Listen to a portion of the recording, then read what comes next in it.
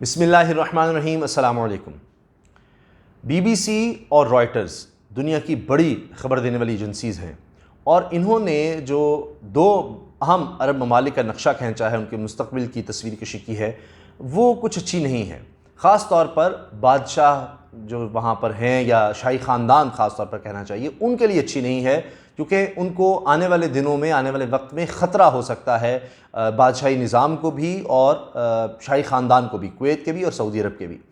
क्यों ऐसा किया जा रहा है, फैक्ट्स एंड फिगर मेरे पास हैं, वो सारे मैं आपसे शेयर करूँगा। किस तरह से दौलतमंद तरीन अरब ममालिक आज इस मकाम पर आ गए हैं कि उनको अब कर्ज़ लेने की ज़रूरत पड़ रही है और वहाँ पर सोचा जा रहा है कि अब बैनुल-अक़वामी इदारों से कर्ज़ लिया जाए।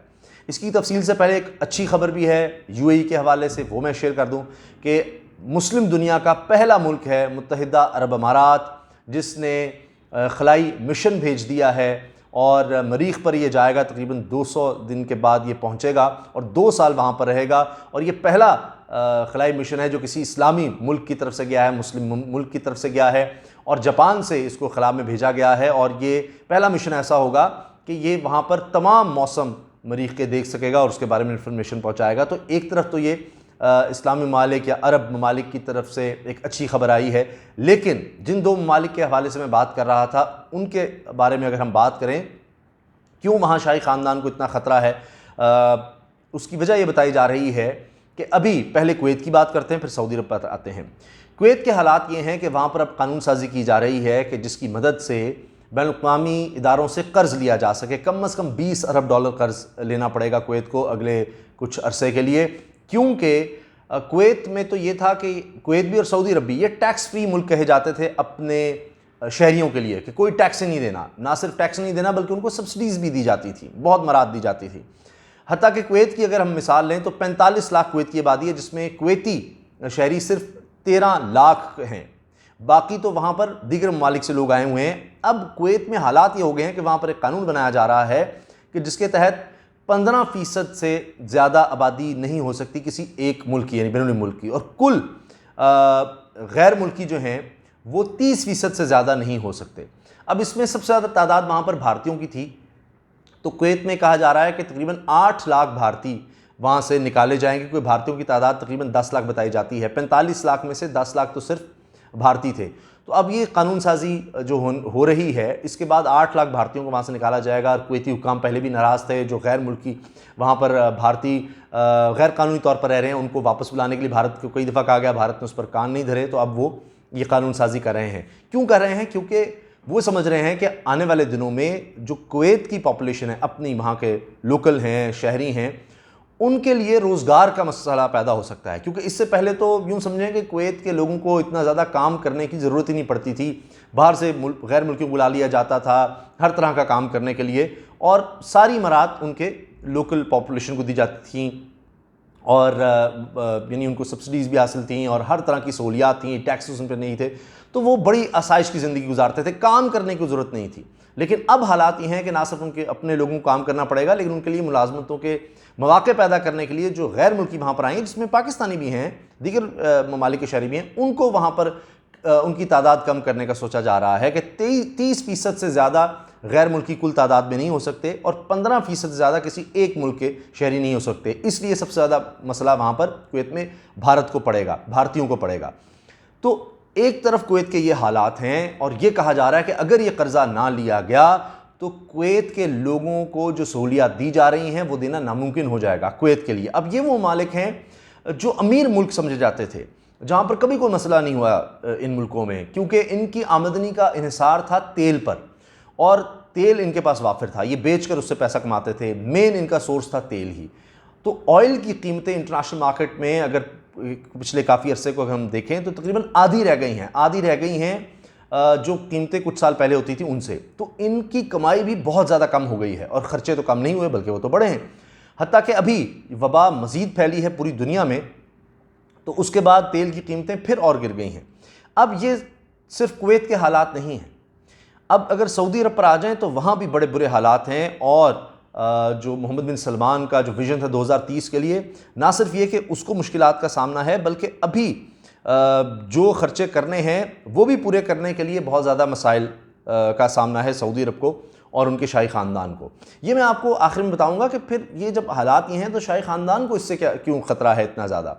इसलिए कि लोगों में अगर वो सहूलियात जो इन्जॉय करते आए हैं, जिसकी वजह से वो शाही ख़ानदान को सपोर्ट करते आए हैं कि चलें जी हमारा ख्याल रखते हैं, हमें किसी किस्म की कोई टेंशन नहीं, कोई मसला नहीं, उस तरह हमें नौकरियों के लिए भागना नहीं पड़ता, मराद दी जाती हैं, टैक्स कोई नहीं है, अब आहिस्ता आहिस्ता वो मामलात ख़त्म हो रहे हैं। और अगर एक हद से ज़्यादा ये मामलात ख़राब हुए तो फिर वो जो अरब स्प्रिंग की बात की जा रही थी कि जी अरब स्प्रिंग आया तो इन मुल्कों ने, जिसमें मिस्र में तख्ता उल्टा गया, लिबिया में ये हुआ, शाम में मसाइल हो गए, दीगर ममालिक में मसला हुआ, तो ये ममालिक कुवैत और सऊदी अरब इसलिए बचे रहे कि इन्होंने मराद दे दी, लोगों को और ज़्यादा खुश कर दिया और अरबा डॉलर इन्होंने लोगों पर मज़ीद खर्च किए ताकि इस तरह की कोई शोरिश पैदा ना हो सके। लेकिन जब लोग परेशान होंगे, उनके ऊपर माशी मसाइल आएंगे, तो वो फिर ज़ाहिर है कोई और रास्ता देख सकते हैं और फिर वहाँ पर भी लोग एहतजाज पर आ सकते हैं। इसलिए इस वक्त ये कहा जा रहा है, दानिश्वर थिंक टैंक्स ये कह रहे हैं कि आने वाले दिनों में ये सबसे बड़ा ख़तरा है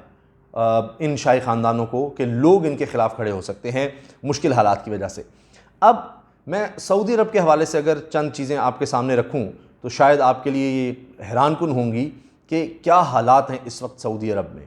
अब सऊदी अरब के बारे में जो सबसे अहम चीज़ है टैक्सेस के बारे में, एक तो ये कि पहले तो वहाँ टैक्स होता नहीं था, एक दौर था कि टैक्स ना होने से मशहूर था सऊदी अरब। अब हालात ये हैं कि पहले वैल्यू एडेड टैक्स को 5% किया गया, फिर बढ़ाकर 15% कर दिया गया और माहाना रिहायशी सब्सिडी भी मनसूख कर दी गई जो वहाँ के लोगों को दी जाती थी। फिर आलमी सतह पर तेल की जो कीमतें हैं उनमें कमी पर हुकूमती महसूलात जो हुकूमत हासिल करती थी पैसे, वो 22% वो कम हो गए। इसके साथ साथ हमसाया मुल्क यमन में जो जंग छिड़ी, 5 साल से ज़्यादा अरसा गुजर चुका, सऊदी अरब के ख़जाने का तो बेड़ा गर्क कर दिया उस जंग ने और कोई फ़ायदा उसको नहीं हुआ और वो ख़जाना जो था सऊदी अरब का वो निचोड़ दिया इस जंग ने। अब सऊदी अरब के पास जो एक आखिरी उम्मीद है वो है पब्लिक इन्वेस्टमेंट फ़ंड के नाम से तकरीबन 320 अरब डॉलर मालियत का सॉवरेन वेल्थ फ़ंड मौजूद है जिस पर वो अब इन्हिसार कर रहा है। 320 अरब डॉलर का ये जो फ़ंड है, मगर वो ख़तरे में क्यों है मैं उस पर आता हूँ। सरकारी मिल्कियत वाली तेल कंपनी है जी अरामको, उसके भी हिस्से फ़रोख्त किए गए। इसकी कीमत गुज़श्ता 17 इसकी कीमत अगर देखी जाए तो गुज़श्ता साल इसकी कीमत कोई 17 खरब डॉलर लगाई गई थी, जो उस वक्त गूगल और अमेज़ॉन, ये दुनिया की बड़ी कंपनीज हैं, उनकी मुश्तरका कीमत के बराबर थी। जब हाल ही में कंपनी के सिर्फ 1.5% शेयर्स को या हिस्से को फ़रोख्त किया गया तो तारीख़ में सबसे बड़ा फ़ंड यानी 25 अरब डॉलर इकट्ठे किए गए थे। लेकिन कोरोना के बाद ये हुआ कि तेल कीमतों में कमी की वजह से सऊदी मरकज़ी बैंक को तकरीबन 26 अरब डॉलर का नुकसान महज मार्च में हुआ है। 26 अरब डॉलर का नुकसान मार्च में सिर्फ एक महीने में उठाना पड़ा है। अब मसला यह है कि ये कर्ज तो इंटरनेशनल ऑर्गेनाइजेशन से ले सकते हैं जाकर, लेकिन कर्ज जब लेंगे तो उस पर सूद होता है, उसकी अदायगी बड़ा मसला हो जाएगी। कैसे आप अदा करेंगे जब तो आप नीचे जाते चले जा रहे हैं। तो एक दफ़ा कर्ज ले लिया तो ये बहुत मुश्किल होगा वापस करना, ये एक बहुत बड़ा मसला है। उसकी मिसाल ये है कि सालाना खर्च 300 अरब डॉलर के करीब है सऊदी अरब का सालाना खर्च। आमदन है जिसमें तेल का सबसे बड़ा हिस्सा है, जो कुल आमदन है इस वक्त सऊदी अरब की जिसमें तेल का सबसे बड़ा हिस्सा है वो है 150 अरब डॉलर के करीब है, यानी 300 अरब डॉलर खर्चा है, 150 अरब डॉलर आपकी आमदन है। अब अकामों और टैक्सेस से 20 अरब डॉलर तक आता है, हज में से भी 10 या 20 अरब डॉलर हासिल हो जाते हैं जो इस साल हासिल नहीं होंगे। हज बहुत बहुत महदूद कर दिया गया है। अब आप सोचें कि 150 अरब डॉलर आमदन हो और 300 अरब डॉलर का खर्च कैसे आप पूरा करेंगे, यानी 150 अरब डॉलर का ये जो खसारा है। अब आपको रिजर्व फंड जिसका मैंने जिक्र किया 320 अरब डॉलर हैं, वही आखिरी उम्मीद है, उसको इस्तेमाल करना पड़ेंगे जो कि ज़्यादा से ज़्यादा 4 साल चल सकेंगे, ज़्यादा से ज़्यादा 4 साल चल सकते हैं, इससे ज़्यादा नामुमकिन है। तो अब ये बढ़ता हुआ जो बजट खसारा है इसको पूरा करने के लिए इन्हें भी कर्ज लेना पड़ेगा, सऊदी अरब को भी।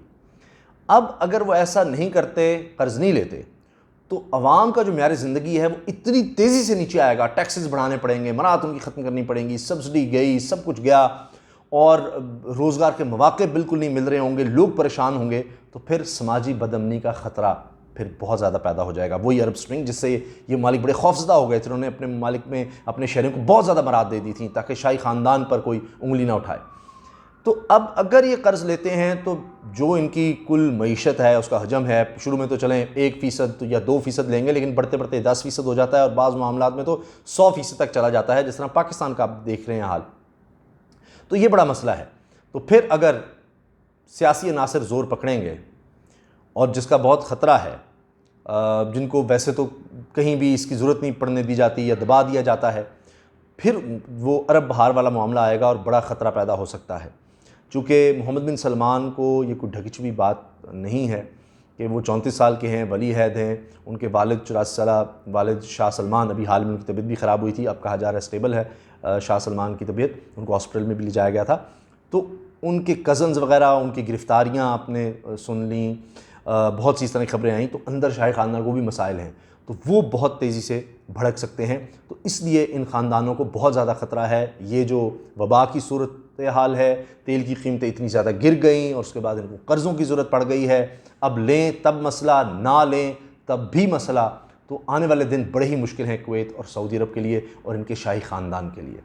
इजाज़त दीजिए, अल्लाह हाफ़िज़। पाकिस्तान ज़िंदाबाद।